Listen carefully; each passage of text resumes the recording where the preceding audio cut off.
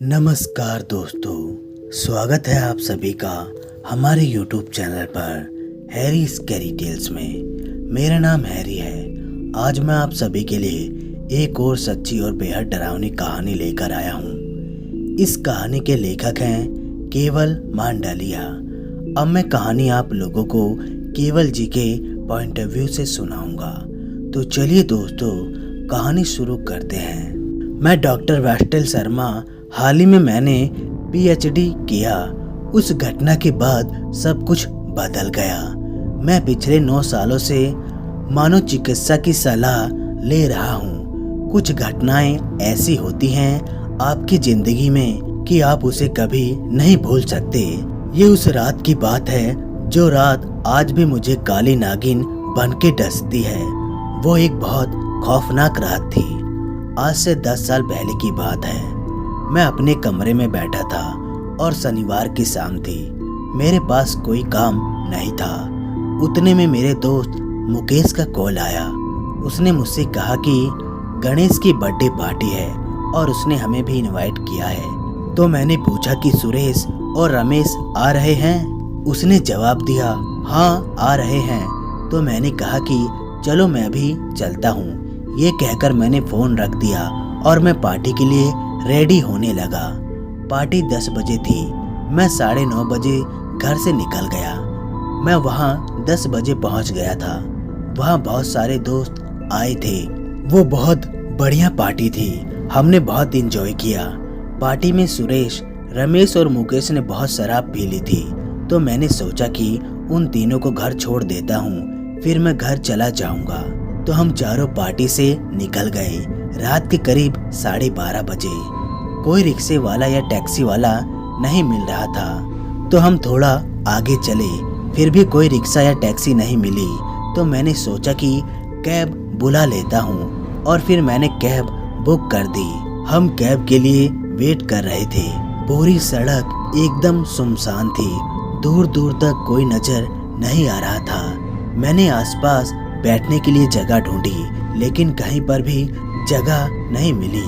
मैंने आसपास देखा, अगर कोई दुकान खुली हो, लेकिन कोई भी दुकान खुली नहीं मिली। तभी इतने में मुझे एक दुकान की बत्ती जलती हुई दिखी। वो दुकान 2 दुकान के बीच एक छोटी सी जगह में थी। वो दुकान कुछ अजीब थी, मानो बहुत पुरानी हो। मैं वहाँ अपने तीनों दोस्तों को लेकर गया। उस दुकान का बोर्ड बहुत अजीब सा था। उस दुकान के बोर्ड के 2 आखिरी सिरे पर 2 अजीब से मुख बने हुए थे और उन सिर पर सींग भी बने हुए थे, मानो कोई शैतान का मुख हो। उस बोर्ड पर लिखा हुआ था black devil lemon tea and cold drink, मतलब उस दुकान का नाम। और वो दुकान नींबू पानी और कोल्ड ड्रिंक की थी और वहाँ पर अंदर बैठने की जगह भी थी। मैंने दुकान के बाहर खड़ा रहकर आवाज लगाई, कोई है अंदर? इतने में एक बूढ़ा सा दिखने वाला एक महाशय बाहर आया। उन्हें देखकर मुझे कुछ अजीब सा एहसास हो रहा था। वो कुछ अजीब से थे। उन्होंने एक फटी पुरानी चादर ओढ़ी थी और चादर के नीचे के कपड़े ठीक से नहीं दिख रहे थे, सिर्फ चादर ही दिख रही थी। उनका चेहरा कुछ अजीब सा था। उनके चेहरे पर एक अजीब सी कशिश थी। उनके चेहरे की लाली ऐसी थी मानो कोई जिंदा इंसान ना हो। मैंने उनसे पूछा, क्या हम अंदर बैठ सकते हैं? वो हमारी कैब थोड़ी ही देर में आती होगी। तो उन्होंने एक बड़ी सी भारी और अजीब आवाज में कहा, हाँ अंदर आ जाओ बेटा। फिर हम अंदर बैठ गए। थोड़ी देर बाद उन्होंने मुझसे पूछा, कुछ लोगे बेटा, नींबू पानी या फिर कुछ और? उतने में मुझे ख्याल आया और मैंने मेरे मन में बोला कि मुकेश, सुरेश और रमेश को नींबू पिला देता हूँ, जिनसे उनका हैंगओवर थोड़ा कम हो जाएगा। तो मैंने उनसे कहा कि 3 नींबू पानी दे दीजिए। मेरा इतने कहते ही वो नींबू पानी बनाने चले गए। मैं चांद की तरफ देख रहा था। उस दिन पूनम की रात थी। चांद बहुत चमक रहा था। मैं चांद को बस देख ही रहा था कि मेरी नज़र दुकान के मालिक पर गई। मैंने देखा कि चांद की इतनी रोशनी में हम सबकी परछाई दिख रही थी, लेकिन उनकी परछाई ही नहीं दिख रही थी। मुझे ये देखकर कुछ याद आया कि जब भी मैं छुट्टियों में नानी के घर जाता था, तब मेरी नानी मुझे भूत की कहानियाँ सुनाया करती थी। वो कहती थी जिसकी परछाई ना दिखे वो भूत होता है। मुझे मेरी आंखों पर शक हुआ कि कहीं ये मेरा भ्रम तो नहीं, इसलिए मैं चेक करने के लिए धीरे से खड़ा हो गया और मैं धीरे से चलकर थोड़ा पास गया और मैंने जो देखा उसे देखकर मेरा दिल मेरे गले में आ गया। मैंने देखा कि वो जो नींबू निचोड़ रहा था उसमें से नींबू की रस की जगह गहरे लाल रंग का खून निकल रहा था। जैसे ही मैंने वो देखा उतने में ही वो मेरी तरफ यानी पीछे घूम गया। फिर मैंने जो नजारा देखा वो मैं आज तक नहीं भूल सकता हूँ। वो दृश्य आज तक मेरे सपने में आता है। मैंने देखा कि उनका चेहरा और पूरा शरीर ऐसा हो गया था मानो इस दुनिया के बाहर का प्राणी हो। उनके चेहरे पर से आंख और नाक गायब हो गए थे और उनके कान बहुत ही बड़े हो गए थे और उनकी वो अजीब सी हंसी बहुत डरावनी थी। उनके वो नुकीले दांत जिसमें कुछ दांत टेढ़े मेढ़े और छोटे बड़े थे। ये देखकर मैं बहुत डर गया और मेरे दोस्तों को कुछ पता ही नहीं था कि यहाँ क्या हो रहा है, क्योंकि वो शराब के नशे में थे। मैं दौड़कर मेरे दोस्तों के पास गया। मैंने मेरे दोस्तों को वहाँ से उठाया ही था कि इतने में वो अजीब सा प्राणी पास आने लगा। मैंने बहुत कोशिश की कि मैं मेरे दोस्तों को लेकर भाग सकूं, लेकिन वो शराब के नशे में थे, इसलिए मैं उन्हें बचाकर भाग नहीं सका। फिर मैं वहाँ से तेजी से भागा और मैं दुकान के बाहर भाग ही रहा था कि मैं बीच में आए पत्थर की वजह से गिर गया। फिर मैंने जमीन पर गिरी हुई हालत में पीछे मुड़कर देखा तो वो अजीब सा प्राणी मेरे एकदम पीछे खड़ा था।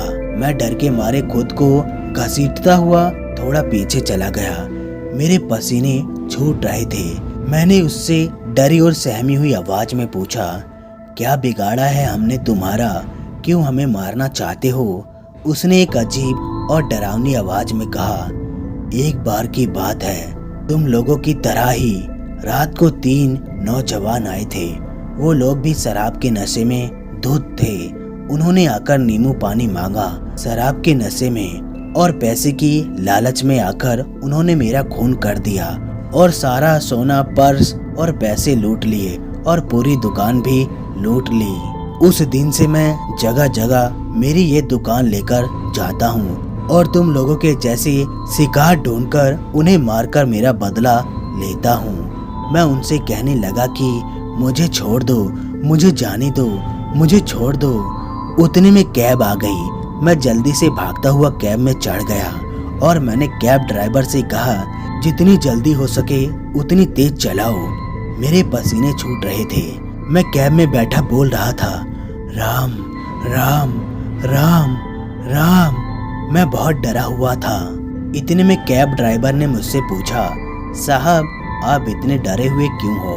आप किससे और किसको देखकर चिल्ला रहे थे? ये सुनकर मेरे रोंगटे खड़े हो गए। मतलब वो सब सिर्फ मुझे ही दिख रहा था, उसे कुछ भी नहीं दिख रहा था। और ये सुनकर मैं इतना डर गया कि मैं वहीं बेहोश हो गया। फिर मैं सीधा घर पर उठा। मुझे बहुत तेज बुखार था और मैं बहुत डरा हुआ था।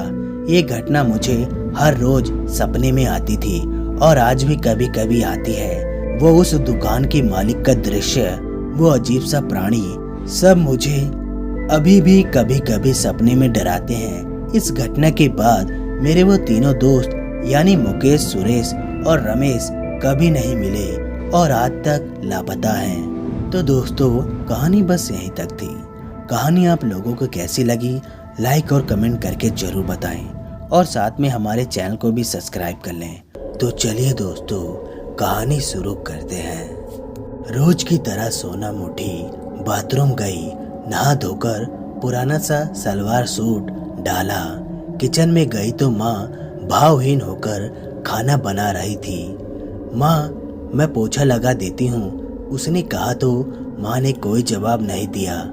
कोई जवाब नहीं, हमेशा की तरह। ये माँ की बीमारी तो बढ़ती जा रही है, सोनम बड़बड़ाई। उसकी माँ अनीता को अल्जाइमर नाम की बीमारी थी, जिस कारण वो अक्सर भूल जाती थी कि उसकी कोई बेटी भी है। पहले ऐसे नहीं था। उसकी माँ उसे बहुत प्यार करती थी, लेकिन एक दुर्घटना में उसके पिता की असमय मृत्यु होने पर वो बहुत दुखी और बीमार रहने लगी। तब उसके रिश्तेदारों ने उसे समझा बुझाकर दूसरी शादी करा दी, एक प्रमोद नाम के ट्रक ड्राइवर के साथ, जिसकी पत्नी भी मर चुकी थी। कुछ महीने तक सब ठीक रहा। फिर प्रमोद ने असली रंग दिखाना शुरू किया।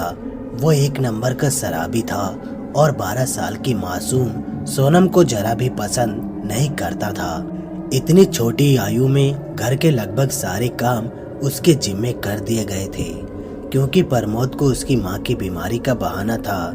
सुबह उठकर सारे घर में झाड़ू पोछा और साफ सफाई में लग जाती थी। अगर माँ की तबीयत ठीक होती तो वो खाना बना देती, वरना सोनम को ही बनाना पड़ता। प्रमोद ने माँ की बीमारी का हवाला देकर उसका स्कूल भी छुड़वा दिया था। उसकी एक दोस्त थी स्वाति, जो उसे समझाती थी, लेकिन वो भी उससे मिल नहीं पाती थी, क्योंकि उसका घर विपरीत दिशा में था। रोज उठकर घर का काम करना यही उसकी दिनचर्या बन गई थी। अचानक सोनम उठ बैठी। लाइट जलाकर देखा 12 बज रहे थे। हर रात इस समय उसे पेट में भीषण दर्द उठता था, जो कुछ समय बाद अपने आप ही ठीक हो जाता। उसे समझ नहीं आता था कि दर्द क्यों होता है। कई बार माँ को बताया, पर वो कुछ नहीं कहती, बस शून्य में ताकती रहती और कई बार उसका नाम बड़बड़ाती रहती। सोनम के कमरे में एक खिड़की थी, जिसको खोलने पर पड़ोस के बंगले का अहाता और गार्डन साफ दिखता था। सोनम बड़ी हसरत से खिड़की से बाहर देखती, शायद कोई उस घर में दिख जाए, कोई तो हो, पर वो घर बंद पड़ा था कई दिनों से।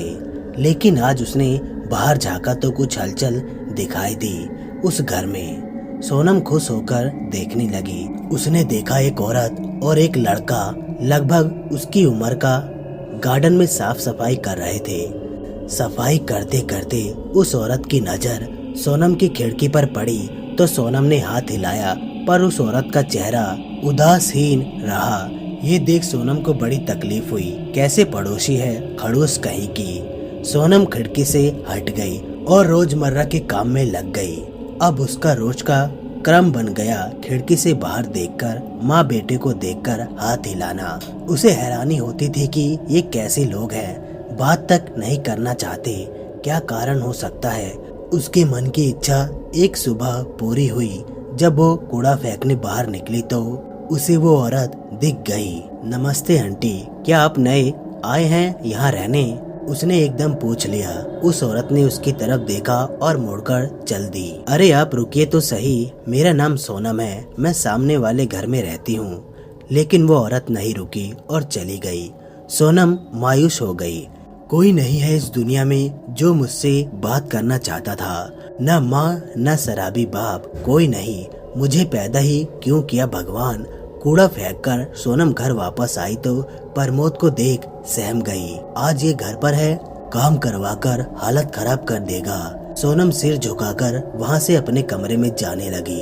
प्रमोद ने कोई आवाज नहीं दी तो वो खुश होकर अंदर चली गई। अंदर जाकर बड़ी देर तक सोनम सिसकती रही। फिर जब मन हल्का हुआ तो सोचने लगी, प्रमोद घर पर है और अभी तक वो उस पर चीखा नहीं और काम के लिए भी नहीं बुलाया। अजीब बात थी उसके लिए, क्योंकि प्रमोद घर पर होता तो उसे बैठने का कोई मौका नहीं देता था। खैर शायद भूल गया होगा कि मैं भी घर पर हूँ। अब उसे भूख लग रही थी। किचन गई तो देखा कि माँ और प्रमोद खाना खा रहे थे। सोनम का दिल किचोट गया। मेरे बिना ही माँ खाना खाने लगी, शायद भूल गई होगी मुझे आज भी। उसने बेमन से प्लेट ली और अपने लिए खाना डाल लिया। आज तो उसका मनपसंद राजमा चावल बना था। थोड़ा और ले लूं, ये सोचकर दाल लेने लगी कि कलछी गिर गई। वो डर के मारे सुन हो गई और प्रमोद के चिल्लाने की आवाज आई। मैं जाकर देखता हूँ। सोनम जल्दी थाली लेकर कमरे से निकल गई और छिपकर अपने कमरे की तरफ जाने लगी। प्रमोद कमरे में आया और कलछी उठाकर रख दी, साथ ही कुछ बड़बड़ाया। सोनम हैरान परेशान अपने कमरे में चली गई और खाना खाने बैठ गई। लगता है प्रमोद सुधर गया। वो मुझे अब परेशान नहीं करेगा। खाना खाकर थाली वहीं रख दी। अभी नहीं, बाद में जाऊंगी। ये सोचकर बाथरूम जाकर कपड़े धोने बैठ गई। आज तो कपड़े बहुत कम हैं, जल्दी धुल जाएंगे। कपड़े धोकर निकली तो खिड़की के पास खड़ी हो प्रमोद को अपने ट्रक में जाते देखकर राहत महसूस की। सामने वाले घर का लड़का अपनी बालकनी पर खड़ा था। जब सोनम ने हाथ हिलाया तो उसने कोई रिस्पॉन्स नहीं दिया। ये लोग कहीं भूत ऊत तो नहीं हैं, सोचकर सोनम हंस पड़ी। उसकी दिनचर्या में उनको देखना भी शामिल हो गया था। ऐसे ही इधर उधर घूमते दिन बीत गया और रात आ गई। सोनम किचन में गई तो खाना बना हुआ था और उसकी माँ उदास बैठी थी। माँ, क्या मैं खाना खा लूं? बड़ी भूख लगी है। माँ ने इधर उधर देखा, फिर सिर हिलाकर रह गई। ये माँ भी जाने कब मुझे पहचानेगी। सोनम बिना खाए कमरे में आ गई। पढ़ाई तो छूट चुकी थी, सो होमवर्क भी नहीं था करने के लिए। उसने पुराना स्कूल बैग संभाल कर रखा हुआ था। उसे लेकर पुरानी यादें ताजा करने लगी। कुछ देर बाद उसको ठंड लगी तो देखा कि खिड़की खुली है। बंद करने के लिए उठी तो सामने वाले घर में रोशनी देखकर ठिठक गई। वही औरत उसकी तरफ देख रही थी, उलझनपूर्ण ढंग से। ओह, मैं क्यों परेशान हो रही हूँ? सोनम खिड़की से हट गई और बिस्तर पर लेट गई। आज नींद नहीं आ रही थी उसे। काफी देर तक करवट बदलने के बाद वो सो गई। एक अंधेरी सुरंग जिसमें वो दौड़ रही थी किसी से बचते हुए, लेकिन सुरंग खत्म नहीं हो रही थी। पीछे करने वाला काफी करीब आ गया और पास, और फिर कच। सोनम उठ बैठी। वही दर्द फिर शुरू हो गया और वही टाइम 12 बजे। सोनम दर्द से दोहरी हो गई। पता नहीं कितनी देर बाद उसे नींद आई, लेकिन आँख खुली तो सूरज निकल आया था। आश्चर्य, फिर से प्रमोद के चीखने की आवाज नहीं आई। उसके लेट उठने पर खुशी खुशी सोनम कमरे से निकली और बाथरूम फ्रेश होने चली गई। नहा धोकर निकली और माँ के कमरे में चली गई। माँ वहाँ नहीं थी। शायद प्रमोद डॉक्टर के पास दिखाने ले गया होगा। आज मौका मिला है तो थोड़ा आस पड़ोस घूम लेती हूँ। जल्दी जल्दी बालों को बनाकर दरवाजे पर खड़ी हो गई। स्वाति का भी घर दूर है, वहाँ जाऊँ और जल्दी वापस आ गई तो, नहीं तो मैं बस थोड़ा घूमकर आ जाऊंगी। सोचते हुए दरवाजा खोलने की कोशिश की तो वो लॉक था। अब तो बड़ी हो गई हूँ मैं, पहले लॉक करके जाते थे, लेकिन घर का पिछला दरवाजा अंदर से खुला था। अगर जरूरत पड़ी तो सोनम इसी दरवाजे से प्रमोद को चकमा दे देती थी। आज भी उसने वही ट्रिक अपनाई और बाहर निकल गई। ये आंटी कहाँ जा रही हैं? एक बार फिर पूछ लूं तो क्या बिगड़ जाएगा। हेलो आंटी, कैसे हैं आप? उसने पूछ लिया। वो औरत ठिठक गई। हेलो आंटी, मैं क्या किसी भूत से बात कर रही हूँ? उसके मुंह से निकल गया तो वो मुस्कुराई। भूत से तुम बात नहीं कर रही हो, मैं बात कर रही हूँ। उसने उसी मुस्कान से उत्तर दिया। क्या क्या मतलब है इस बात का? सोनम ने घबरा कर कहा। मतलब ये भूरी आंख वाली लड़की, तुम मर चुकी हो। सोनम की आंख हैरत से फटने वाली थी जब उसने ये सब सुना। मैं भूत हूँ? हाँ, ये क्या मजाक है? कौन है आप? सोनम ने तेजी से पूछा। वो औरत रहस्यमयी ढंग से मुस्कुराकर बोली, मेरा नाम चंद्रिका है और मैं भूतों को देख सकती हूँ। तुम जिंदा नहीं हो, ये तुम्हारी आत्मा है। सोनम पेट पकड़कर हंसने लगी। मैं भूत हूँ? मेरे मम्मी पापा भी भूत हैं? नहीं, वो जिंदा हैं, केवल तुम ही मृत्यु हो। आई एम सॉरी, पर ये सच है। चंद्रिका ने गंभीरता से कहा तो सोनम को डर लगने लगा।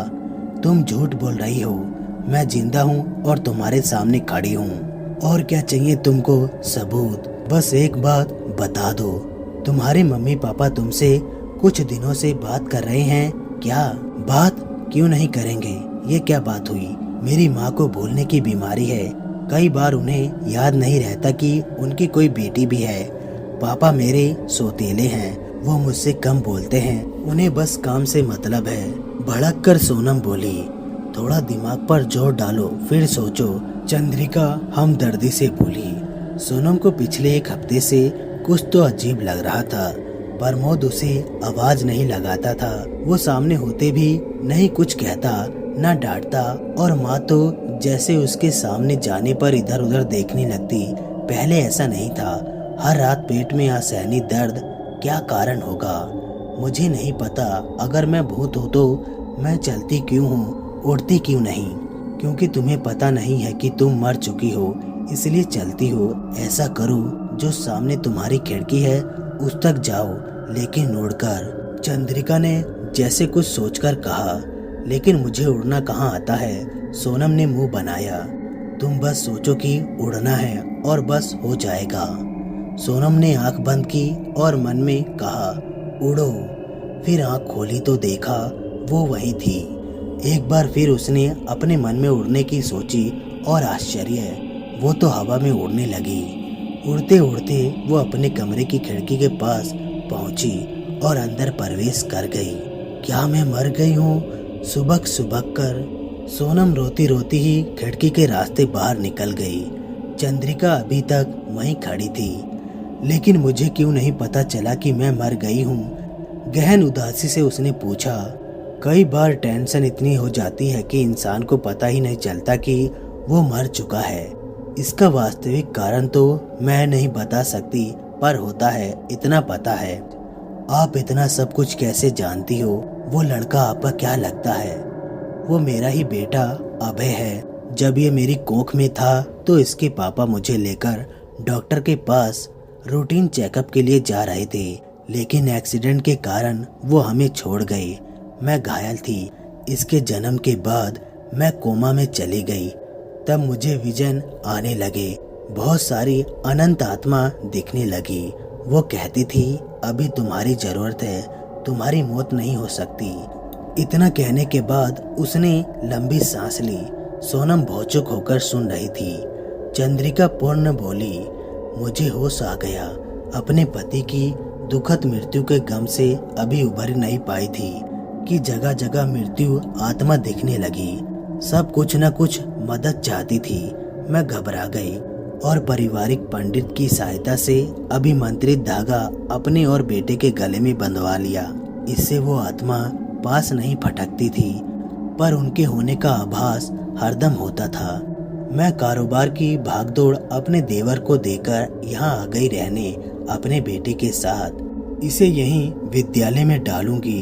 यहाँ का शांत वातावरण मुझे अच्छा लगा, पर जब तुम पिछले कुछ दिनों से मुझे आवाज लगा रही थी तो ऐसा लगा था कोई बच्ची दूर से आवाज लगा रही हो। मैंने जब अपना धागा खोला तो तुम दिखी, भूरी आंख और उलझे बालों वाली लड़की, जिसे पता नहीं था कि वो मर चुकी है। मैंने पहले तो इग्नोर किया, मगर तुम रोज मुझे आवाज लगाती रही। आज मैंने सोच लिया कि तुम्हें सच बता दूं, नहीं तो ये भटकती रहेगी और कभी मुक्त नहीं हो पाएगी। 1 मिनट, अगर मैं मर गई हूँ तो यहाँ क्या कर रही हूँ? मुक्त क्यों नहीं हुई मैं? सोनम ने जल्दी से कहा। चंद्रिका ने उत्तर दिया, इसका एक ही कारण हो सकता है, तुम्हारी कोई इच्छा अधूरी रह गई हो या तुम्हारी मृत्यु अप्राकृतिक हो। सोनम ने कुछ सोचकर उत्तर दिया, मेरी कोई खास इच्छा नहीं थी, सिवा इसके कि हर बच्चे की तरह मैं स्कूल में पढ़ना चाहती थी, जो सौतेले बाप के कारण छूट गई। ये तो स्वाभाविक है, पर इसका कारण तुम्हारी मृत्यु अभी तक नहीं हुई, ये कहना जल्दीबाजी होगा। ये बताओ कि पिछले कुछ दिनों में कुछ अलग हुआ? कोई धमकी, किसी ने कुछ कहा हो? सोनम फिर सोचने लगी। बहुत सोचने के बाद भी उसे कुछ याद नहीं आया तो उसने सिर हिला दिया। कोई बात नहीं, मुझे कुछ काम है, मुझे जाना होगा, तुमसे फिर मिलूंगी, तब तक सोच लेना। इतना कहकर चंद्रिका चली गई और पीछे सोनम को विचारों में गुम छोड़ गई। सोनम के पास वक्त ही वक्त था। अपने कमरे में आकर पिछले दिनों की सारी घटनाओं को अपने दिमाग में दोहराने लगी। कहीं कोई क्लू नहीं मिल रहा था। तभी दरवाजा खुलने की आवाज हुई तो वो सतर्क हो गई, पर फिर सर पर हाथ मारते हुए बोली, धत तेरी की, मैं क्यों डर रही हूँ? मुझे भला कौन देखेगा? आने वाला उसका सौतेला पिता प्रमोद था, जो इधर उधर देखते हुए आकर दरवाजा बंद कर देता है और कमरे में सामान उलटाने पलटाने लगा। सोनम हैरान थी। मेरे कमरे में ऐसा क्या है जो ये आदमी ढूंढ रहा है। करीब 15 मिनट तक तलाशी लेने के बाद भी उसे कुछ न मिला तो पैर पटककर वहां से बाहर चला गया। सोनम ने कुछ सोचकर अपने स्वर्गीय पापा की तस्वीर को जो शेल्फ पर रखी थी उसको निहारा और फोटो पर अंगुलियां फिराने लगी। पापा, काश आप यहाँ मेरे साथ होते तो शायद मैं आज जिंदा होती। अचानक फोटो में से कुछ निकलकर गिर पड़ा। सोनम ने उसे उठाने की कोशिश की पर उठा नहीं पाई क्योंकि उसका शरीर छूछम था। मायूस होकर सोनम अपने कमरे से बाहर निकली और चंद्रिका के घर का रुख किया। उसने देखा कि चंद्रिका अभय के साथ बैठी बात कर रही थी। उसके दिल में हुक उठी, जमाने से माँ ने मुझसे ऐसी बात नहीं की। चंद्रिका ने उसे देख लिया। उसने बेटे से कुछ कहा और किचन में चली गई। पीछे सोनम भी उड़कर आ गई। क्या बात है, तुम यहाँ पर क्यों आ गई? चंद्रिका चिढ़कर बोली। सोनम ने जल्दीबाजी से सारी बात उसे बता दी। जरूर कोई बात है, वो कोई चीज हो सकती है। तुम्हें किसी न किसी तरीके से उसे देखना चाहिए, पर कैसे? चंद्रिका ने कहा, मैं तो नई हूँ, तुम्हारे घर जाऊंगी तो क्या बोलूंगी? कोई जो तुम्हारे घर आता जाता रहा हो और परिचित हो। मेरी फ्रेंड स्वाति। सोनम ने झट से नाम बता दिया। मुझे उसका नाम पता बता दो, मैं कोशिश करूंगी। चंद्रिका ने विश्वास दिलाया। सोनम ने स्वाति का एड्रेस दे दिया और उसकी स्कूल टाइमिंग भी बता दी। तुम जाओ, अब मैं थोड़ी देर में स्वाति से मिलूंगी। चंद्रिका ने उसे जाने का इशारा किया तो सोनम चली गई। चंद्रिका थोड़ी देर बाद अपने बेटे अभय को जरूरी काम बोलकर स्वाति से मिलने चल पड़ी। चाहती तो स्कूल के बाहर मिल लेती, लेकिन शक्ल नहीं देखी थी। ये महज इत्तेफाक था कि स्वाति पेपर के चलते घर पर ही थी। चंद्रिका ने अपना परिचय सोनम की आंटी के रूप में दिया तो स्वाति चौंकी पर कहा कुछ नहीं। स्वाति सोनम की हम उम्र थी पर उसकी आंख हल्की नम थी। चंद्रिका ने उससे अकेले में बात करने का इशारा किया तो स्वाति चंद्रिका को अपना रूम दिखाने के बहाने ले आई। स्वाति के अनुसार सोनम को पढ़ने में बहुत रुचि थी, मगर माँ की बीमारी के कारण उसने स्कूल छोड़ दिया था। दोनों मिल नहीं पाती थी। एक दो बार वो सोनम के घर भी गई पर प्रमोद ने उसे मिलने नहीं दिया। कुछ दिन पहले उसकी गुमशुदा का पता चला। उसके पिता ने पुलिस को बताया कि माँ की बीमारी से दुखी होकर वो घर छोड़कर कहीं आत्महत्या के इरादे से चली गई थी। चंद्रिका ने उसे कहा कि सोनम घर छोड़कर नहीं गई है, उसकी आत्मा भटक रही है अपनी मुक्ति के लिए। स्वाति बहुत हैरान और दुखी हुई, पर जब चंद्रिका ने सोनम के बताए उन दोनों के कई राज उगले तो उसकी आंख फैल गई। उसने मदद करने की बात कही और सोनम के घर जाने को कहा। स्वाति ने अपनी माँ को पूछा तो उन्होंने मना कर दिया। चंद्रिका के बहुत कहने पर बेमन से अनुमति दे दी।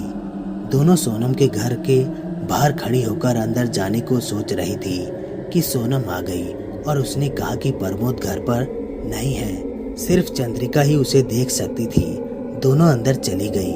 सोनम की माँ बहुत उदासी से बैठी सोनम का नाम बड़बड़ा रही थी। स्वाति ने जब सोनम का नाम लिया तो उसके चेहरे पर पहचान का हल्का सा भाव आया। सोनम के गायब होने से बहुत दुखी थी। स्वाति ने अपनी कई कॉपी सोनम के पास होने की बात कही तो सोनम की माँ अनीता ने उसे सोनम के कमरे में भेज दिया। सोनम हैरान थी कि उसकी माँ सामान्य लग रही थी और स्वाति को भी आसानी से पहचान लिया। काश मैं जिंदा होती तो माँ मुझे भी इस वक्त पहचान लेती। सोनम ने माँ की आंखों को पोंछते हुए सोचा, मैं तो कुछ छू भी नहीं सकती। अनीता को यूं लगा जैसे सोनम आसपास है। चंद्रिका ने उससे इधर उधर के सवाल पूछे। स्वाति उसके रूम में गई और उस वस्तु को उठाकर अपनी जेब में रख के बाहर आ गई। चंद्रिका इजाजत लेकर चल पड़ी। बाहर आकर स्वाति ने वो वस्तु चंद्रिका को दी और अपने घर चली गई। उसे अपनी सहेली की आत्मा को मुक्ति दिलानी थी और उसके माथे से भागने का कलंक भी मिटाना था। चंद्रिका ने उसका फोन नंबर लिया और जरूरत पड़ने पर मदद की बात भी कही, जिसे स्वाति ने खुशी से मान लिया।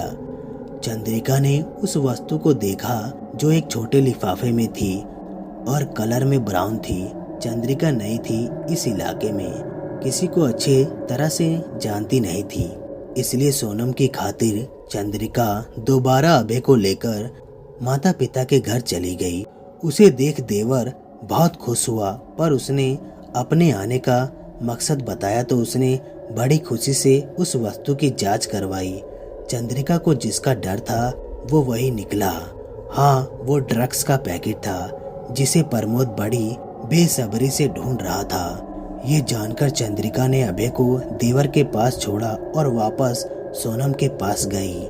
सोनम ने सब जानकर ड्रग्स के बारे में बेखबरी जाहिर की। चंद्रिका ने उसे याद करने को कहा तो सोनम ने बड़ी कोशिश की, जाने क्यों वो कुछ याद नहीं कर पा रही थी। चंद्रिका ने उसे प्रमोद पर नजर रखने को कहा और आत्मा होने के नाते वो ये काम बखूबी कर सकती थी। सोनम बड़ी बेचैनी से घर वापस आई तो शाम हो गई थी। सोनम को रोज खाने की चिंता होती थी, यहाँ तक कि मरने के बाद भी खाने का उपकरण करती रही और स्वाद तक का अनुभव करती रही, लेकिन अब उसे कोई भूख महसूस नहीं हो रही थी जब से उसे अपनी सच्चाई पता चली थी। अजीब विडंबना थी ये जिसमें फंसकर सोनम रह गई थी। कुछ फुसफुसाने की आवाज सुनकर वो चौकन्नी होकर खिड़की से निकली तो बाहर अंधेरे कोने में प्रमोद किसी से बात कर रहा था, उसकी तरफ पीठ करके। सोनम जिज्ञासा भाव प्रमोद के पास पहुंची तो उस दूसरे शख्स का चेहरा दिख गया। ये तो बंटी भैया हैं। सोनम को हैरानी हुई कि उनके पड़ोस में रहने वाला बंटी रात को उसके सौतेले पिता के पास क्या कर रहा है। बंटी कॉलेज में पढ़ता था, घर में केवल माँ थी जो मेहनत मजदूरी करके अपना और बेटे का पेट पालती थी। सोनम उनकी बात सुनना चाहती थी पर बंटी चला गया। प्रमोद भी इधर उधर देखकर वापस घर में आ गया। क्या कारण रहा होगा उन दोनों के मिलने का, सोनम सोचती रही पर कुछ याद नहीं आया। सोनम दर्द से छटपटाने लगी। उफ, ये कैसा दर्द है जो मरने के बाद भी हो रहा है। रोज रात को इसी समय सोनम के पेट में दर्द होता था। पहले सोनम को भ्रम होता था, अब तो पता चल गया कि अपनी हकीकत का तो नींद कैसे आती और सपने में वो चाकू लेकर पीछा करने वाला कैसा दिखता है। सोनम ने सोने का बड़ा जतन किया पर असफल रही। तभी उसके दिमाग में एक ख्याल धमाक से फटा, सपना और वो चाकू वाला। ये बात उसने चंद्रिका आंटी से नहीं बताई। सुबह बोलूंगी ये सोचकर उसे थोड़ी राहत मिली। सुबह होने पर चंद्रिका के घर जाकर उसे सपने वाली बात बताई, जिसे सुनकर चंद्रिका की आंख चमक उठी। मुझे लगता है उस चाकू और तुम्हारे सपने में कोई ना कोई कनेक्शन जरूर है। मुझे भी यही लगता है, पर कैसे पता करें? सोनम विशेषता से बोली। एक रास्ता है जिससे सांप भी मर जाए और लाठी भी ना टूटे। चंद्रिका अर्थपूर्ण ढंग से बोली। कैसा सांप, कैसी लाठी, साफ साफ बताओ ना आंटी। बेसब्र होकर सोनम बोली। चंद्रिका ने अपनी योजना बताई तो सोनम की आंख चमक उठी। जैसे ही प्रमोद शाम को घर आए, उसके कमरे में एक कागज टेबल पर पड़ा हुआ मिले जिसमें लिखा था, सोनम को सही सलामत देखना चाहते हो तो कल शाम को पुराने हॉस्पिटल के पीछे वाली पहाड़ी के नीचे बने झोपड़ी में आकर मिलो। पुलिस को इन्फॉर्म किया तो सोनम की लाश मिलेगी। प्रमोद ने जब ये पढ़ा तो उसकी आंख फैल गई। वो तुरंत घर से बाहर निकल गया। सोनम जो सारा नजारा देख रही थी उसने चंद्रिका को बता दिया। दूसरे दिन का समय सोनम ने बड़ी मुश्किल से काटा। शाम हुई और प्रमोद बताए हुए जगह पर पहुंच गया। सुनसान जगह होने के कारण लोगों की आवाजाही ना के बराबर थी। वहाँ प्रमोद ने देखा, वहाँ सोनम की दोस्त स्वाति घबराई हुई खड़ी थी। तुमने वो खत लिखा था? प्रमोद ने हल्के से गुर्राहट निकाली और स्वाति की तरफ बढ़ा। प्लीज अंकल, मेरी बात सुनिए, मैं आपको सच बताती हूँ। हाँ, मैंने ही खत चुपके से आपके कमरे में रखा, पर इसके लिए मुझे किसी ने कहा था। स्वाति ने घबराकर जल्दी से कहा। किसने कहा था, बताओ मुझे, किसने? प्रमोद की आंख गुस्से से लाल हो गई। सोनम सोनम ने कहा था। स्वाति ने मानो बम फोड़ दिया। प्रमोद से 1 मिनट कुछ कहते ना बना, फिर चिल्लाने लगा। सोनम ने कहा था ये सब करने को? हाँ हाँ, थूक गटकते हुए स्वाति बोली। अच्छा मजाक कर लेती हो तुम, सच सच बताओ ये सब किसके कहने पर कर रही हो? स्वाति ये सुनकर चौंक पड़ी, क्योंकि यह आवाज उसके पीछे से आई थी। स्वाति ने पीछे मुड़कर देखा तो बंटी खड़ा था, जिसे उसने गिने चुने 1-2 बार देखा होगा जब वो सोनम से मिलने आती थी। कौन हो तुम? स्वाति हकलाकर बोली। तुम बताओ ये झूठ कहने के लिए तुम्हें किसने उकसाया? बंटी ने जबड़ा भींचते हुए कहा। मैं झूठ क्यों बोलूंगी भला? सोनम को डर लगता है अपने पापा से, तो उसने सोचा कि उन्हें यहाँ बुलाकर माफी मांग लूंगी। अगर नहीं माने तो फिर से कहीं गुम हो जाऊंगी। क्या अंट संट बक रही हो? ऐसा कभी नहीं हो सकता, कभी नहीं। प्रमोद का सबर जवाब दे गया और उसने स्वाति को गले से पकड़ लिया, क्योंकि सोनम को मैंने 10 दिन पहले रात को इसी चाकू से घोंप कर मार डाला था, तो वो जिंदा कैसे हो सकती है? बंटी ने क्रूरता भाव से चाकू दिखाते हुए कहा। क्या तूने सोनम को मार डाला? क्या बिगाड़ा था उसने तुम्हारा? स्वाति ने अपने आप को छुड़ाने की कोशिश करते हुए कहा। उसने मुझे ड्रग्स का लेन देन करते हुए देख लिया था। एक रात को बंटी के साथ जब मैंने ड्रग्स डिलीवरी देने आया तस्कर के भेष में एक पुलिस मुखबरी के शक होने पर गला रेत दिया। प्रमोद ने उसके गले पर पकड़ मजबूत करते हुए बोला, लेकिन मेरी तो वो बेटी थी ना, सौतेली ही सही, तो मैंने ये काम बंटी को सौंप दिया। बंटी ने आधी रात को उसका काम तमाम कर दिया, फिर उसकी लाश को ठिकाने लगा दिया, यही घर के पीछे वाले बगीचे में। प्रमोद ने ये सब कहकर गहरी सांस ली। एक बार मुझसे ड्रग्स पैकेट कहीं गिर गया घर में, आज तक नहीं मिला। शायद उसी का काम था। बड़ी शैतानी दिमाग था उसका। मुझे जेल भिजवाना चाहती थी, लेकिन मैंने उसे इस दुनिया से ही भिजवा दिया। अब तुम्हारी बारी है। इस उम्र में ज्यादा होशियारी नहीं करनी चाहिए। चलो तैयार हो जाओ अपनी दोस्त से मिलने को। प्रमोद ने बंटी को इशारा किया तो वो चाकू लेकर आगे बढ़ने लगा। स्वाति को मौत सामने दिख रही थी कि अचानक वहाँ का सारा वातावरण बदल गया। तेज हवा चलने लगी और धुएं से सारी जगह भर गई। प्रमोद की पकड़ ढीली पड़ी तो स्वाति अपने आप को छुड़ाकर भाग गई। पकड़ो उसे, वरना फांसी के फंदे पर झूलना पड़ेगा। प्रमोद आंखों को मसलता हुआ बोला। बंटी की भी हालत खराब थी। समझ नहीं आ रहा था कि मौसम कैसे खराब हो गया। दोनों ही स्वाति को ढूंढ रहे थे कि अचानक सब कुछ साफ हो गया। आंधी तूफान का नामो निशान ना रहा तो प्रमोद और बंटी की आंख राहत से फट पड़ी। सामने पुलिस फोर्स खड़ी थी। तुम्हें नशीले पदार्थ की औधी तस्करी और अपनी बेटी सोनम की हत्या के जुर्म में गिरफ्तार किया जाता है। पुलिस इंस्पेक्टर ने उन दोनों को गिरफ्तार करते हथकड़ी पहना दी।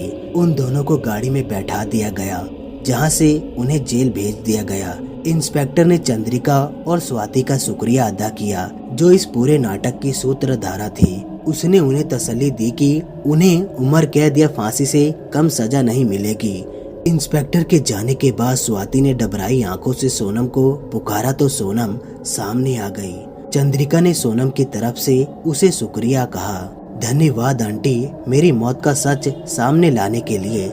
लेकिन एक बात मेरी समझ में नहीं आई कि मुझे रात को तेज दर्द क्यों होता था। सोनम ने पूछ लिया तो चंद्रिका गंभीर होकर बोली, वो इसलिए कि उस समय बंटी ने तुम्हें चाकू मारा था। रोज तुम उसी वाक्य को जीती थी। तुम्हें दर्द भी इसलिए होता था। धन्यवाद आंटी। जाने से पहले एक बार माँ से मिलना चाहती हूँ। हाँ जरूर, और हाँ, अपनी माँ की फिक्र मत करना। मैंने अपने देवर से कहकर शहर में किसी अच्छे हॉस्पिटल में दिखाने को कहा है। शायद उनकी बीमारी थोड़ा कंट्रोल हो जाए। You are great aunty, Sonam जिज्ञासा से बोली और अपनी माँ के पास पहुँच गई।